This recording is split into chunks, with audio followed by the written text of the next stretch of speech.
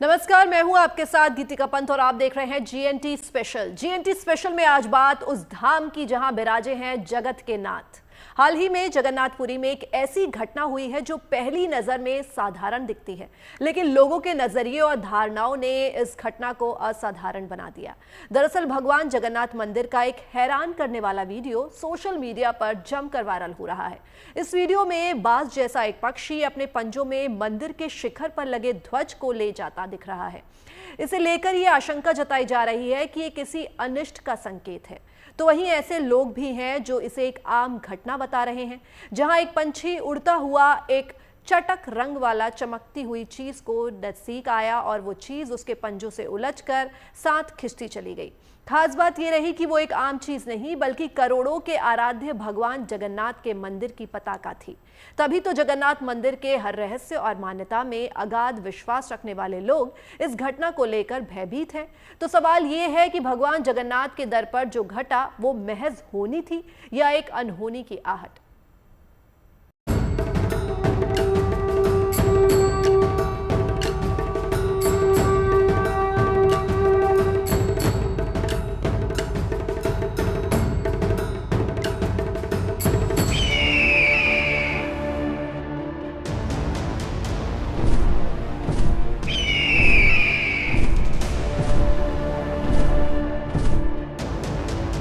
क्या नाथ के दर पर हुई है अनहोनी?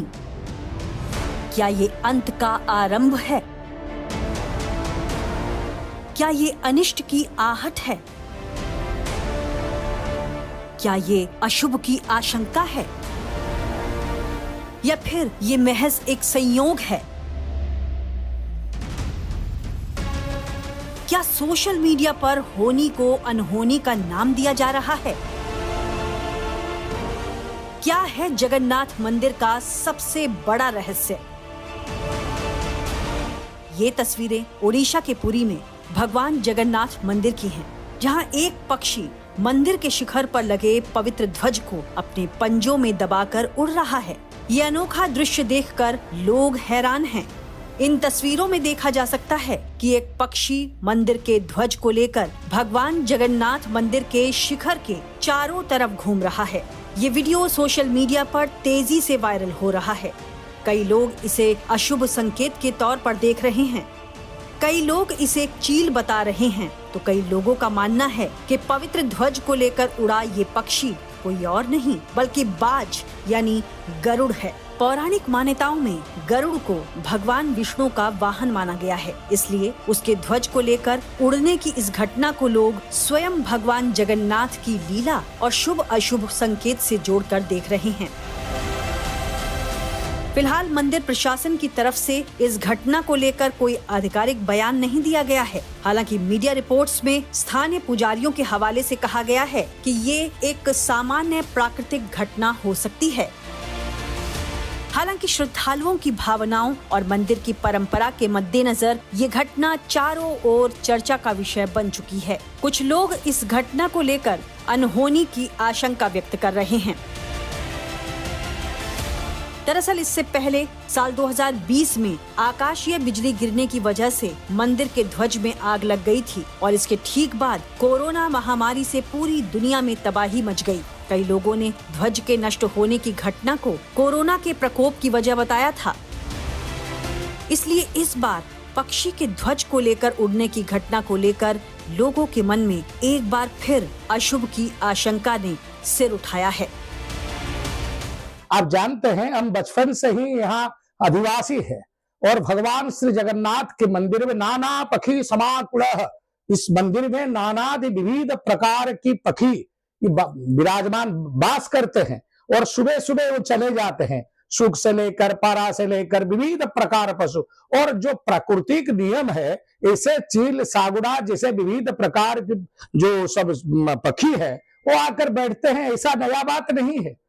इसमें क्या अशुभ है शुभ है, वो भगवान पतितपावन की बाना, इसमें जाते जाते कोई पक्षी विश्राम ले जाते हैं तो इसको अशुभ संकेत कह करके सारा संसार में भक्त लोग के भीतर एक भय की जागरण सृष्टि करना, एक भ्रमात्मक, भ्रमात्मक भावना सृष्टि करना, यह ठीक नहीं है। 2020 में आकाशीय बिजली गिरने की वजह से मंदिर के ध्वज में आग लग गई थी और इसके ठीक बाद कोरोना महामारी से पूरी दुनिया में तबाही मच गई। कई लोगों ने ध्वज के नष्ट होने की घटना को कोरोना के प्रकोप की वजह बताया था। इसलिए इस बार पक्षी के ध्वज को लेकर उड़ने की घटना को लेकर लोग स्वयं भगवान जगन्नाथ की लीला और शुभ अशुभ संकेत से जोड़कर देख रहे हैं। हालांकि ऐसा मानने वालों की भी कमी नहीं जो इस वाकये को एक आम घटना बता रहे हैं। कुछ स्थानीय लोगों का ये भी कहना है कि चील ने जिस ध्वज को पकड़ रखा है वो जगन्नाथ मंदिर का नहीं है, बल्कि किसी दूसरे मंदिर का हो सकता है। दरअसल इस वाद विवाद के पीछे जगन्नाथ मंदिर के ध्वज से जुड़ी वो तमाम मान्यताएं हैं जिन पर भगवान जगन्नाथ के भक्त सदियों से विश्वास करते आ रहे हैं। जगन्नाथ मंदिर का ध्वज रोजाना बदला जाता है। मान्यता है कि जिस दिन ये ध्वज किसी भी कारण से बदला नहीं जाएगा तो ये स्थान आने वाले 18 सालों तक बंद रहेगा। अगर इस बीच मंदिर के कपाट खोले गए तो प्रलय भी आ सकती है। ये मान्यता लोगों को आश्चर्यचकित करती है। लोग इस रहस्य के बारे में जानने के लिए उत्सुक रहते हैं। मंदिर के शिखर पर रोजाना एक पुजारी 45 मंजिल जितनी ऊंचाई पर चढ़ता है और ये ध्वज बदलता है। एक पुरानी कहानी के अनुसार एक बार एक भक्त ने सपने में देखा कि भगवान जगन्नाथ का झंडा फट गया है। इसके बाद मंदिर के पुजारियों ने भी झंडे को उसी हालत में पाया, इसलिए हर दिन एक नया झंडा फहराने की परंपरा शुरू हुई। ये परंपरा भगवान के प्रति सम्मान और भक्ति को दर्शाती है। माना जाता है कि पुराना झंडा बुरी ऊर्जा को खींच लेता है, इसलिए उसे हटा दिया जाता है। इसी तरह जगन्नाथ मंदिर का ध्वज विज्ञान को चुनौती देता है। ये हवा की विपरीत दिशा में लहराता है, यानी हवा जिस दिशा में होती है ध्वज उसकी विपरीत दिशा में लहराता है। ऐसा क्यों और कैसे होता है, ये अपने आप में एक रहस्य है। जिस पूजनीय ध्वज से भक्तों की सदियों पुरानी मान्यताएं जुड़ी हुई हैं, उसे अगर गरुड़ जैसा पक्षी लेकर उड़ गया तो आस्था भरे मनों में आशंका का जन्म लेना स्वाभाविक है। लेकिन यहाँ इस बात पर ध्यान देने की भी जरूरत है कि अगर एक पक्षी के ध्वज ले उड़ने भर से कालचक्र के घटनाक्रम निर्धारित होते तो दुनिया का स्वरूप कुछ और ही होता। जो होता है वो ऐसा ही होता नहीं, आज नहीं काल नहीं, ऐसा बारंबार बैठते हैं। वो भगवान की मंदिर है, इसमें इसको लेकर के कोई बात को आगे बढ़ाना ठीक नहीं है। और जो मीडिया, सोशल मीडिया ने जो बाहर को ऐसे अपने स्वार्थ को देख करके विभिन्न चमकप्रद बात कहते हैं, इसको भी हम विराम देना चाहते हैं अपने के भीतर लोगों। परंतु जगन्नाथ मंदिर के बारे में ऐसा स्पष्ट का तरह का विषय दे करके भक्तजन के भीतर भय जागृत करना यह बिल्कुल ठीक नहीं है। जिस तरह गरुड़ कहे जाने वाले इस पक्षी के ध्वज लेकर उड़ जाने को लेकर शकुन अपशकुन की बातें हो रही हैं, ठीक इसी तरह कई और पक्षी और जानवर हैं जिनसे जुड़ी शुभ अशुभ धारणाएं आम जनमानस में सदियों से पलती आ रही हैं। मसलन कौवा, उल्लू और कबूतर जैसे पक्षी, तो वहीं गाय, बिल्ली, कुत्ता, घोड़ा और हाथी जैसे कई जानवर भी हैं जिनसे जुड़े शकुन अपशकुन सदियों से हमारी मान्यताओं, परंपराओं और किंवदंतियों का हिस्सा हैं। लिहाजा इनमें कई लोगों का भावनात्मक जुड़ाव भी होता है, तो वहीं लोग अपने अपने विचार, विश्वास और नजरिए के आधार पर इन्हें सिर्फ संयोग या अंधविश्वास कहकर नकारते या स्वीकारते भी हैं। वास्तव में संसार भर के आकाश में चील और गरुड़ समेत असंख्य पक्षी स्वच्छंद उड़ते हैं। ऐसे में ये घटना महज इत्तेफाक भी हो सकती है। संभव है कि आसमान से गुजरता पक्षी मंदिर के शिखर पर लहराते ध्वज का चटक रंग देख उसकी ओर आकर्षित हो गया हो, या हो सकता है कि कौतूहल की उसी अवस्था में पक्षी ध्वज को अपनी चोंच में दबाकर उड़ चला हो, या फिर संभावना इस बात की भी है कि पक्षी उड़ान के दौरान ध्वज से टकराया हो और ध्वज उसके पंखों में उलझ गया हो। हमारे यहाँ शास्त्रों में कहा गया है कि ज्ञानम च तत् मनुष्याणाम यत्तेषां मृग पक्षिणाम मनुष्याणाम च तेषां तुल्य मन तथो भयो हो। मनुष्य और पक्षी में ही अंतर है। पक्षी को ज्ञान नहीं है, किसी कारणवश उसके पंख में कोई कपड़ा फंस गया या कुछ फंस गया तो बेचैनी में, क्योंकि वो मनुष्य नहीं है, निकाल नहीं सकता, उस बेचैनी में वो मंदिर के चारों ओर लेकर के घूम रहा है। इसको लोगों ने दूसरे उससे जोड़ दिया है कि कोई अनहोनी घटना, ऐसी कोई अनहोनी घटना इससे नहीं घटी, क्योंकि हमारे शास्त्रों में ऐसा कोई प्रमाण नहीं है कि कोई पक्षी अगर मंदिर की परिक्रमा करे कोई कपड़ा लेकर के तो उससे कोई अनहोनी हो जाए। ऐसा कुछ नहीं है, एक स्वाभाविक क्रिया है। जिस तरह एक घटना के घटित होने के पीछे कई कारण और संभावनाएं हो सकती हैं, ठीक उसी तरह उसके घटित होने पर कई परिणाम सामने आ सकते हैं। लेकिन ये जरूरी नहीं कि हर बार उस घटना में कोई शुभ या अशुभ संकेत ही छुपा हो। यानी जगन्नाथ धाम में हुई ये घटना अनहोनी के संकेत की जगह महज ईश्वर प्रदत्त होनी भी हो सकती है, यानी महज एक इत्तेफाक। ऐसे में इस घटना को लेकर मन में अशुभ की आशंका और अनिष्ट का भय रखने की जगह इस बात पर विश्वास रखना बेहतर है कि हो ही सो ही जो नाथ रचि राखा। जगन्नाथपुरी से अजय नाथ के साथ bureau report, good news today. ये तो महज एक घटना है, लेकिन भगवान जगन्नाथ का ये पावन धाम अपने आप में अनोखा है। जगन्नाथ धाम से जुड़े ऐसे कई रहस्य हैं जिन्हें आज तक कोई जान नहीं पाया। ये दुनिया का अकेला मंदिर है जहां अधूरी मूर्तियां स्थापित हैं, जिन्हें बेहद गुप्त तरीके से हर 12 साल बाद बदला जाता है।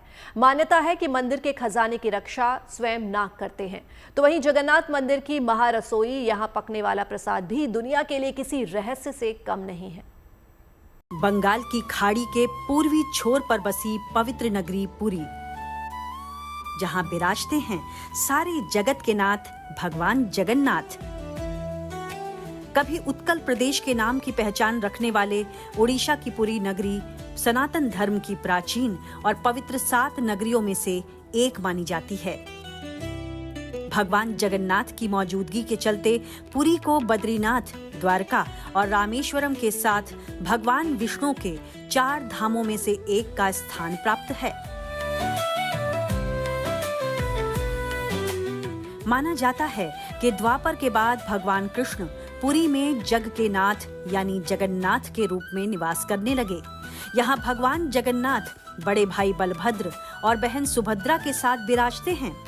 मान्यता है भगवान विष्णु जब चारों धामों पर बसे अपने धामों की यात्रा पर जाते हैं तो हिमालय की ऊंची चोटियों पर बने अपने धाम बद्रीनाथ में स्नान करते हैं, पश्चिम में गुजरात के द्वारका में वस्त्र पहनते हैं, पुरी में भोजन करते हैं और दक्षिण में रामेश्वरम में विश्राम करते हैं। श्री जगन्नाथ की मौजूदगी के चलते पुराणों में पुरी को धरती का वैकुंठ कहा गया है। इसे श्री क्षेत्र, श्री पुरुषोत्तम क्षेत्र, शाक क्षेत्र, नीलांचल, नीलगिरी और श्री जगन्नाथपुरी भी कहते हैं। ब्रह्म और स्कंद पुराण के अनुसार यहाँ भगवान विष्णु पुरुषोत्तम नीलमाधव के रूप में अवतरित हुए और सबर जनजाति के परम पूज्य देवता बन गए। सबर जनजाति के देवता होने के कारण यहाँ भगवान जगन्नाथ का रूप कबीलाई देवताओं की तरह है। हर साल ज्येष्ठ पूर्णिमा से आषाढ़ पूर्णिमा तक सबर जाति के दैतापति ही जगन्नाथ जी की सारी रीतियां करते हैं। पहले सबर कबीले के लोग अपने देवताओं की मूर्तियों को काष्ठ यानी लकड़ी से बनाते थे। यही वजह है कि जगन्नाथ मंदिर के गर्भगृह में भगवान जगन्नाथ, उनके भाई बलराम और बहन सुभद्रा की मूर्तियां लकड़ी की बनी हैं। यहाँ पूजा के विधि विधान भी खास हैं। भगवान को नहलाना हो, वस्त्र पहनाना हो, सब्जी काटनी हो, पानी लाना हो, सामान समेटना हो या भोग लगाना हो, हर काम के लिए एक एक व्यक्ति है। सुबह भगवान उठने के बाद दंत मंजन करते हैं, उन्हें लकड़ी और कपूर दिया जाता है। फिर वो बिंब स्नान करते हैं, यानी 7 हाथ की दूरी से शीशे में अपना बिंब देखते हैं। वो शीशा सूर्य का प्रतीक होता है और मंत्रों से स्थापित किया जाता है। मंगला आरती होता है जब दरवाजा खुलता है। मंगला आरती के बाद अवकाश नीति होता है जब वो नहाते हैं। अवकाश के बाद गोपाल वल्लभ होता है। गोपाल वल्लभ नाश्ता करते हैं। उसके बाद सकाल धूप होता है जो लंच होता है। उसके बाद पहला भोग मंडप होता है। भोग मंडप में जो भोग होता है सब लोगों के लिए होता है जो महाप्रसाद खाते हैं। फिर दोबारा सेकंड धूप होता है। फिर दोपहर का धूप होता है। फिर भोग मंडप होता है। फिर संध्या धूप होता है। उससे पहले संध्या आरती होता है और ध्वजा भी लगता है रोज़ शाम को 5 साढ़े 5 बजे। उसके बाद रात को संध्या धूप होता है और लास्ट भोग मंडप होता है। इसके बाद बड़ा श्रृंगार भेष होता है और फिर शयन को जाते हैं। स्नान के बाद भगवान का श्रृंगार होता है। भोग लगता है, साल धूप पूजा होती है। इसके बाद दोबारा श्रृंगार किया जाता है। यही प्रक्रिया दोपहर और शाम में भी दोहराई जाती है। शाम में भोग लगने के बाद भगवान सोने के लिए जाते हैं। इसके लिए पलंग लगाया जाता है, गद्दा डाला जाता है, उनके लिए पान, पानी और नारियल रखा जाता है।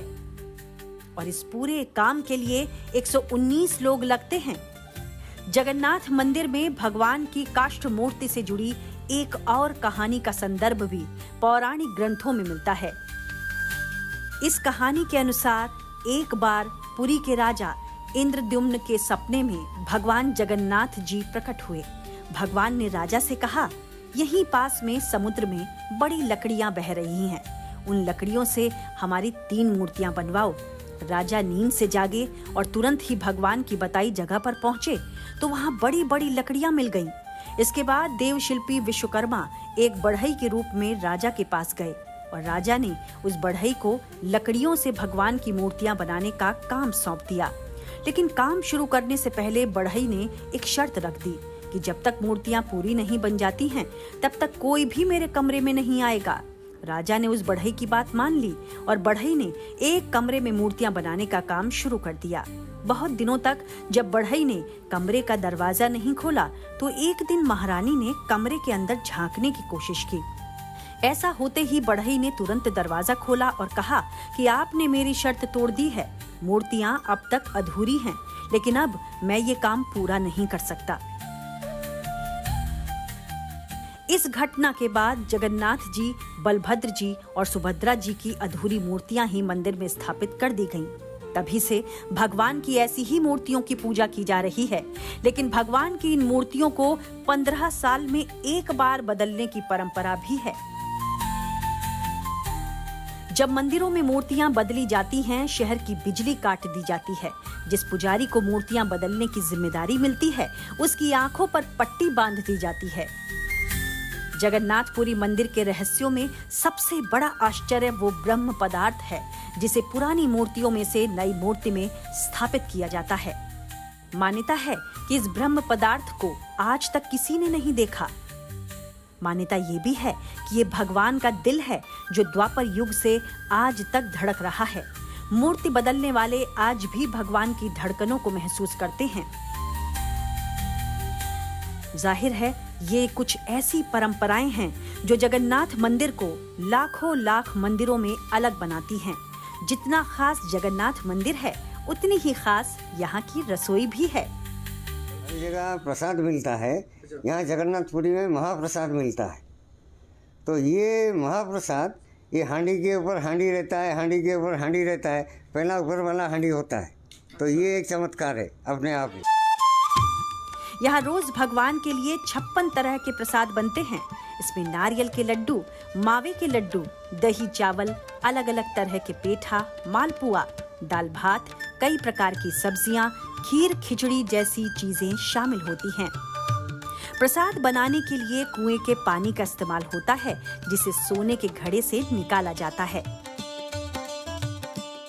आपको जानकर हैरानी होगी कि प्रसाद की ये चीजें 742 चूल्हों पर एक साथ बनती हैं। इसके लिए एक के ऊपर एक 8 हांडियां चढ़ाई जाती हैं।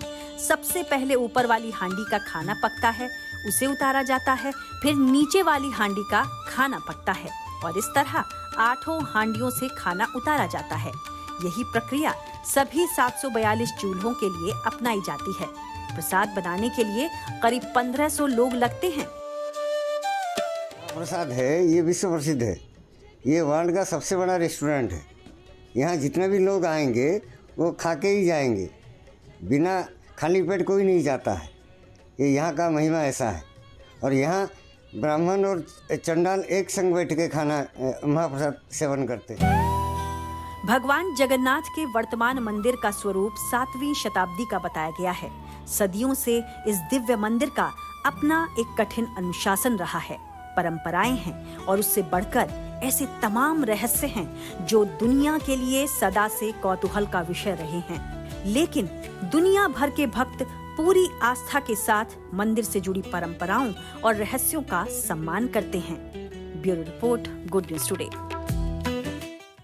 सिर्फ जगन्नाथ मंदिर से जुड़ी आशंकाएं ही नहीं, इससे पहले कई ऐसे मंदिर हैं जिनसे जुड़ी घटनाओं ने किसी न किसी धारणा या मान्यता को अहम बना दिया। जैसे साल 2013 में आई केदारनाथ धाम आपदा उत्तराखंड की धारी देवी मंदिर से जुड़ी थी। धारी देवी को 4 धामों की रक्षक माना जाता है। दरअसल अलकनंदा नदी पर जल विद्युत परियोजना के लिए मंदिर डूबने वाला था, इसीलिए मूर्ति को हटाया गया था। मूर्ति हटाने के कुछ ही घंटों बाद केदारनाथ में भयंकर आपदा आ गई। इस आपदा को श्रद्धालुओं ने मां धारी देवी का क्रोध माना। वहीं हिमाचल प्रदेश की अगर बात करें तो कांगड़ा जिले में स्थित ब्रजेश्वरी मंदिर, जो 51 शक्तिपीठों में से एक माना जाता है, भूकंप जैसी तबाही के बावजूद आज भी सुरक्षित है। मान्यता है कि माता रानी की शक्ति के चलते ये मंदिर किसी तरह की तबाही से बचा रहा। हिमाचल प्रदेश के मंडी में मौजूद पंचवक्त मंदिर के बारे में भी यही मान्यता है कि 2023 में तबाही और जल प्रलय के बावजूद विशाल पंचमुखी महादेव की कृपा से मंदिर को आंच तक नहीं आई। इसी तरह 2023 में हुए सिलक्यारा टनल हादसे को स्थानीय लोगों ने बाबा बौखनाक के प्रकोप के रूप में देखा। टनल में 41 मजदूरों के फंसने के बाद सुरंग के मुहाने पर बाबा बौखनाक का अस्थायी मंदिर बनाकर पूजा अर्चना शुरू की गई। हादसे के 17वें दिन सभी मजदूरों को सुरक्षित बाहर निकाल लिया गया। आज टनल के ब्रेक थ्रू के पास, साथ ही वहां भव्य मंदिर में बाबा बौखनाक की प्राण प्रतिष्ठा की गई है। इस खास बुलेटिन में फिलहाल के लिए बस इतना ही, लेकिन बाकी देश और दुनिया की तमाम पॉजिटिव न्यूज के लिए आप बने रहिए गुड न्यूज टुडे पर। नमस्कार।